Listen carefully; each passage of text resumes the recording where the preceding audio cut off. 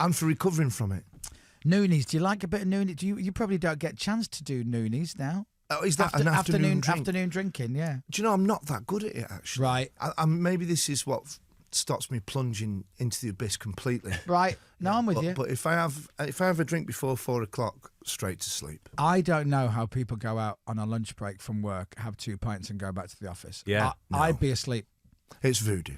I could meet you at 5 and I could drink till midnight. Yes. No drama. But if I was to have 2 during the day and then stop, people do game it, over. don't they? They do it. Have a couple of pints. All at lunchtime. journalists. Yeah, absolutely. Yeah. When I started at Radio 1, that's what you did. You went for a couple of pints. Perhaps I shouldn't say this. You went for a couple of pints at lunchtime, then you did your stuff in the afternoon. And all radio stuff as well. Yeah, absolutely. Yeah. As it turns out. All of them. Oh, I do like a drink, but it's getting it's quite rare these days now because I can't. Drink is not my friend. Oh well, I can see. You know, I've pretty much given up everything that I enjoy, or certainly cut down. Anyway, I can't give it up. No, not entirely. Full time. No. So Elbow have released their 8th studio album. 8 studio albums, Guy. I know.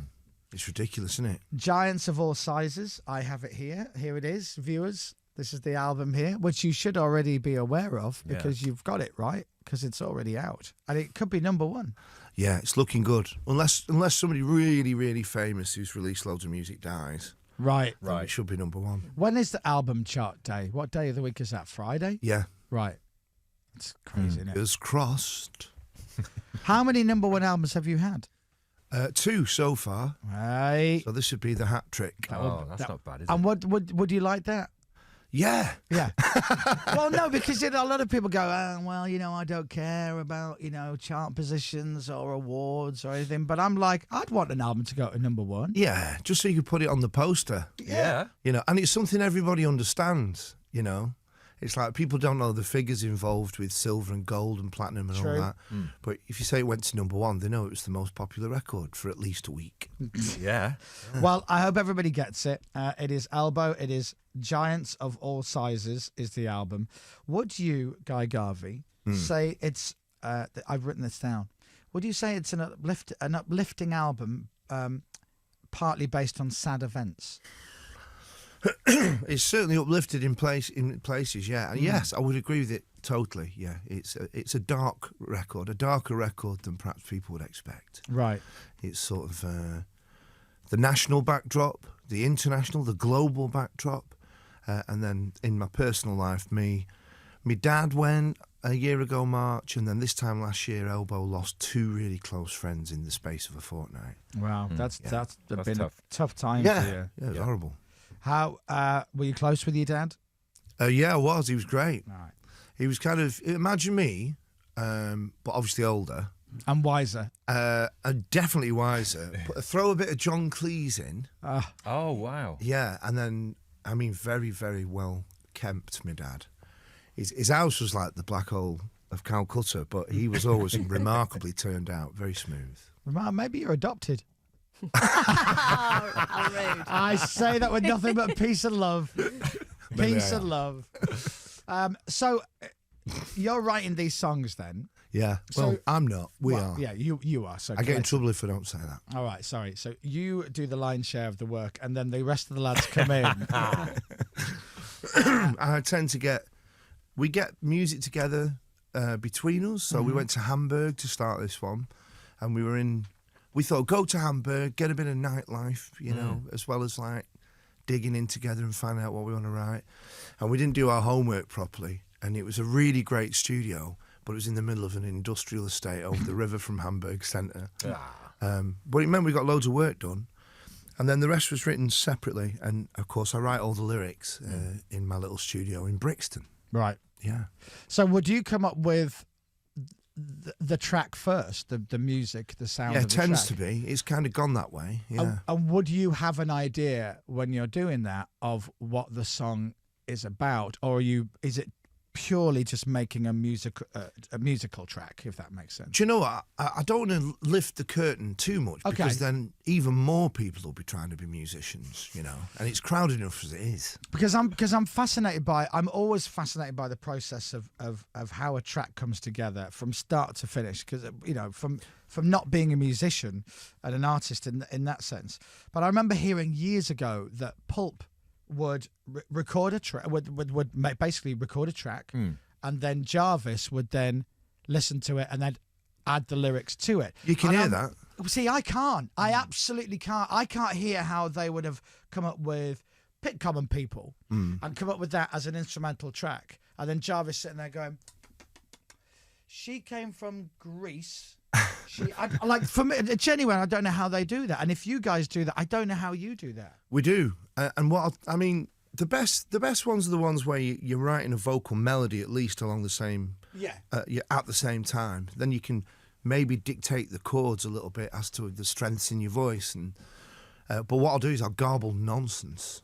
I'll garble nonsense, and then I'll pick the bones out of the nonsense and try and make it, you know, what words does it sound like? Right. And at that stage, you usually find out what you want to write about because your subconscious has picked certain vowel sounds, certain word sounds. That's what Bono does, isn't it? I think, because they'll come up with a bit of music, then he just basically talks gobbledygook, and until he hits on a melody or something, or a phrase or whatever, and then that then becomes a song. Your head, the part of your head that just goes around living, always has it always has something for you. It always has a concern. And this is a dark record, but it's not only been darkness, it's just that the music was dark, so it pulled out the darkness in the lyrics. Got you. Yeah. Are you ever, I don't know, kind of having a coffee or sitting with a family or walking down the street and a phrase pops into your head, or you hear somebody say something and you go, "Oh, that's a good line. I'd make a good line." Yeah. I once heard a woman on the train say, "Oh, I'll be all right. There's a man coming around on Wednesday to fix me sky." I thought, wow, he sounds impressive. Has that made it anywhere? Not yet. I also heard somebody in an off licence years ago ask for 10 Regal Kings and a Wednesday Millionaire. I was like, where are those guys? That's a nice line. Yeah. Oh, I'm always impressed, and I'm impressed at the quality that you guys knock out as well when you all get together. Thanks, mate. Me too. Well, yeah, because it's as people get older and their things change, and I'm always amazed that artists and bands get to a third album. Yeah.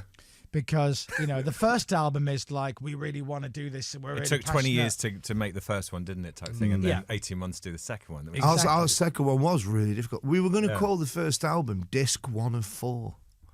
That's nice. It's good we didn't do that, isn't it? Yeah. But still good though. Yeah. I said to a friend of mine years ago who works for in the music industry for one of the major record labels. I went, "Do you think it would be possible to find a new band and you go, these are great, and they record a load of stuff and you go, right, we've definitely got enough tracks for one album.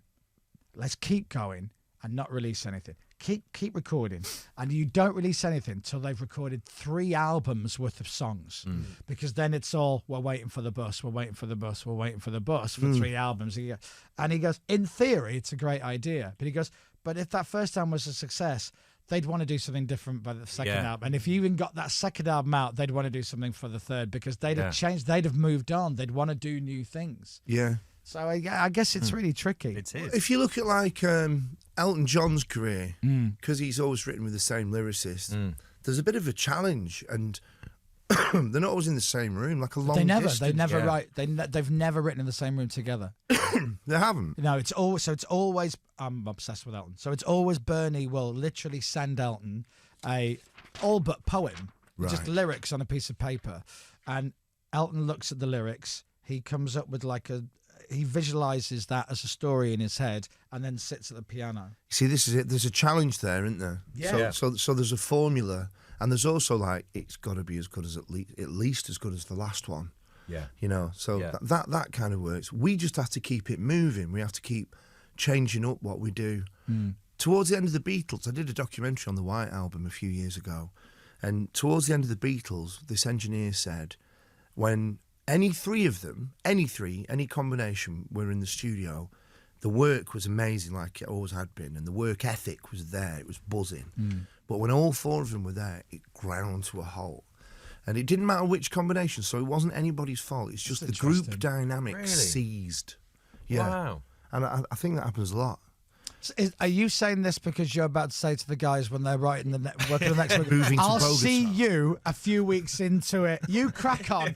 I don't want to ruin the creative flow. Yes. So I'm going to Benidorm with the family, and I'll see you in a fortnight. It's a good idea. Yeah, well, good luck. It's simply group dynamics. Right, let me run a few other things. Everyone said that this is the album we're talking about. Is the new album from Elbow, and it is called Giants of All Sizes. So go and get it, and I hope it's number one on Friday. Thanks, mate. A few other things to run through quickly before we go. Extensive dates announced, including multiple theatre residencies. Yes. So March, April next year, massive tour. Yeah. Starting off in Belfast, and then Liverpool, Manchester, Leeds, Hull, Edinburgh, Glasgow, Newcastle, Cardiff, Plymouth, Portsmouth, Leicester, Brighton, Bournemouth, London, and London. We've just released another London date on the 29th, a third London date. Look at you. Yeah. These cockneys loving you, aren't they, eh? Hey? They love it. They love it. These them fellas from up north and their crazy, crazy songs. I love a London audience. You see all the sequins glistening. And everyone arrives by bus. Just wave your champagne in the air. Yeah. So that's a big old tour. Do you still love playing live? Do you still like it? Absolutely. More than ever, actually. Really? Yeah, because it used to be... I don't get nervous anymore. Right. And this is a recent thing. So touch wood, it won't come back. But no, I used to get as anxious as I did excited. And now I just love it. I just can't wait to be doing it.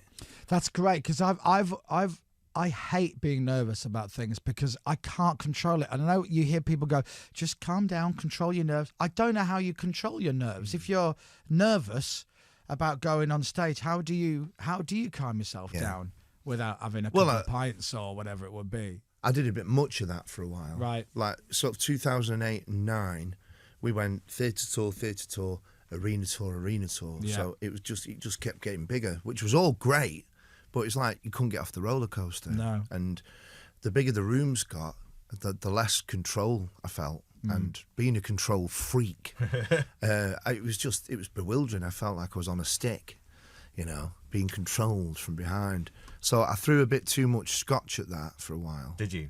Yeah. Good evening, Leicester! Oh, that's the worst thing. Nobody could tell.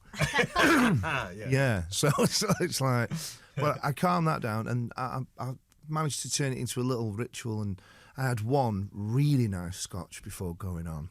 Nice. Well, good. Yeah. Good. Whatever works, whatever it is that makes it happen. That's medicinal.